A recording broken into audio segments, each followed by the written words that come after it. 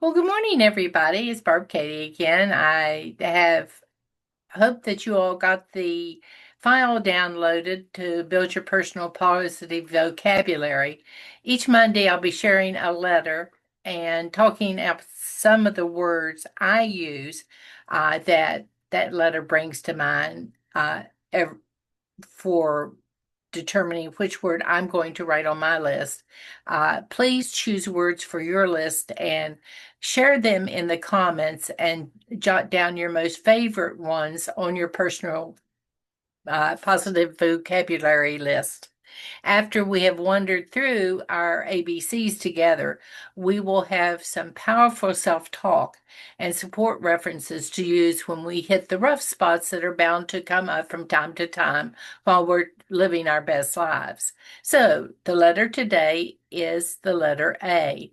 And uh, I finally, after I thought about it for a good while this week, came up with the one word. I have a lot of other words, but the one word that I think I want to put on my vocabulary list, and that's the letter for the letter A, and that's the word attitude, because I do really think that our attitude determines, to a huge degree, our potential for success.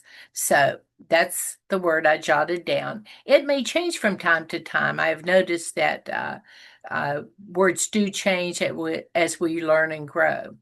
As I started, and I'm going to use a lot of A words for this conversation because my brain is just full of them after looking at so many wonderful words that begin with that letter, and some not so wonderful.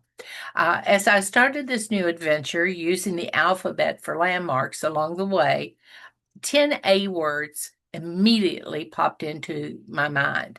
And I tried to focus on the day rather than drag my heels and resist what needs to be done. So these A words tended to be pretty important to me.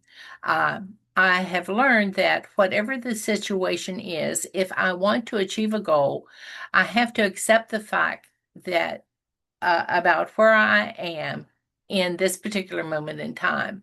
I know that I have the ability to look at all the options that I have to and aim to better outcomes, whether alone or surrounded by fellow travelers. I have accepted things as they are, and I can then begin to change them. If I deny where they are, uh, I'm not living in reality, and it's hard to move forward with change. At the very least, if I want to be more active, uh, I can at least, if I'm sitting in a chair, stand up, turn around, and sit back down several times every hour on the hour. I can walk from room to room. I can maybe even open the front door. With a bit more effort, I can walk through the door, then around the outside of the house. You can walk anywhere. I can grab a couple of full bottles of waters and take them with me and even do a little arm exercise. I got to thinking too about my appetite and the difference between it and hunger. I have a pretty good handle on what that empty feeling is and the grossy, noisy sensation signals that I need more fuel. That's hunger. It's not appetite. Appetite is, well, I think I want a nosh. I don't know what I want necessarily, or maybe I do. Maybe I really want a sweet. Uh, and it's not because I'm particularly hungry, I just want a sweet. I don't always deal positively with the feelings that lead me to the cupboard or to stand in front of my refrigerator and stare when the light goes on. Uh, Often I seem to be addressing things like boredom, feelings of loneliness, anxiety, happiness, or a host of other feelings rather than my nutritional needs. It might even be that I'm tired and maybe I need to go to bed and get some sleep instead of trying to eat something that might give me more energy. Uh, as Zig Ziglar says, I think I need a checkup from the neck up. when it comes to appetite. I can avail myself of help from my people uh, and listen to what they have to say. But I have to ask them for the help. They don't read minds. And if I don't articulate that I need some help, they may remain silent. I can also announce to my support group my plan to stay focused and ask them to help me along the way. What other actions could I take? I can acknowledge each step I take in the right direction. It is not just about a number on the scale, though.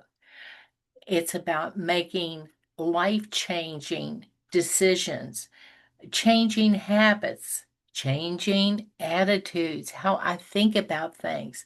Do I really think that uh, I'm being punished because I have a weight loss issue?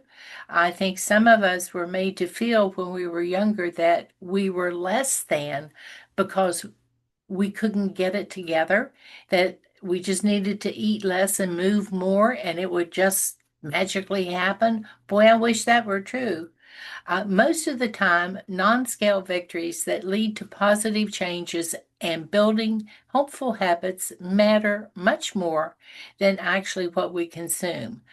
I don't know if you've had this happen, but there were many times in my life where I have stayed on task. I have worked out every single day. I have kept a food journal, and the scale chose to not register results of that being a good week. Attitude really comes into play big time in these moments. I could say, what the heck? I'm just going to quit. It's not working. Well, that's not true if I just adjust my attitude. I can now go from here to there more quickly and easily and not be winded.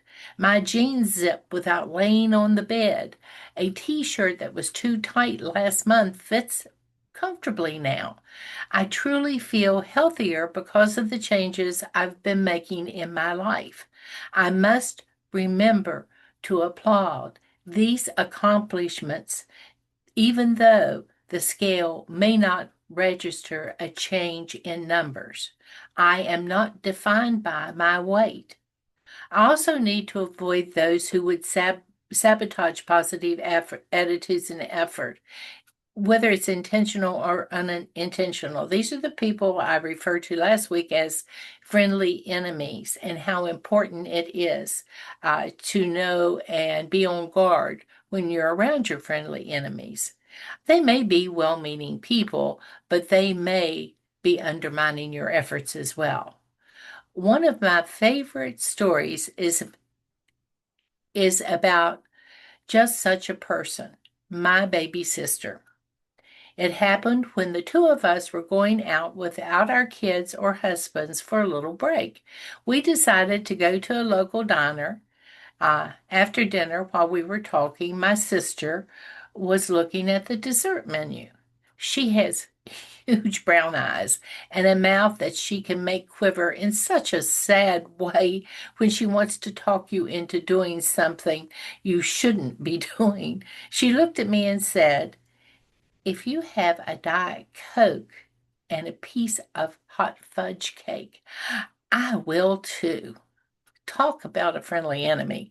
She has played both the love and the guilt cards on me. It was too late to avoid this, but I called her out, stating that I knew she was leading me down the garden path again, but if it wouldn't work this time, and laughed. That made me feel stronger by letting her know that what she was doing was not helpful for me with a sense of humor. She decided truthfully she didn't want it either.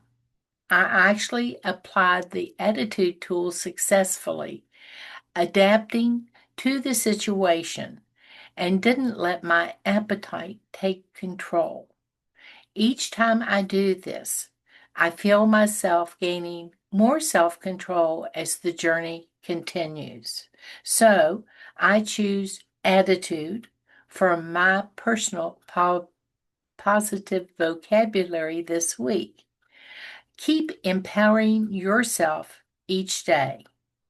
Please take a moment to record the word or words the letter A represent for you on your personal positive vocabulary list.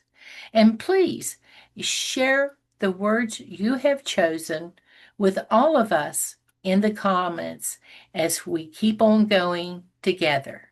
Thanks. Bye for now.